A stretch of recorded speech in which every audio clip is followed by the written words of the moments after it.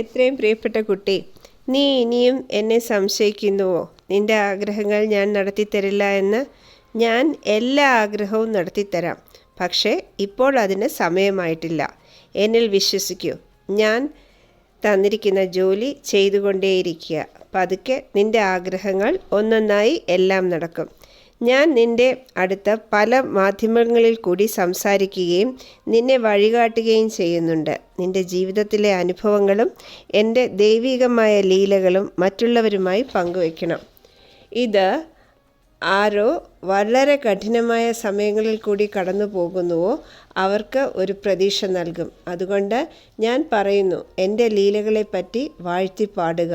കുട്ടി, എൻ്റെ കണ്ണ് എപ്പോഴും നിൻ്റെ മേലെ ഉണ്ട്. അതുപോലെ ഞാൻ നിന്നെ എപ്പോഴും സംരക്ഷിക്കുന്നു. ഭാവിയിലും ഞാൻ അതുതന്നെ ചെയ്യും. സന്തോഷമായിരിക്കുക, ഒരുപാട് പുഞ്ചിരിക്കുക. എൻ്റെ അകം നിറഞ്ഞ ആശീർവാദം നിൻ്റെ കൂടെ എപ്പോഴും ഉണ്ട്.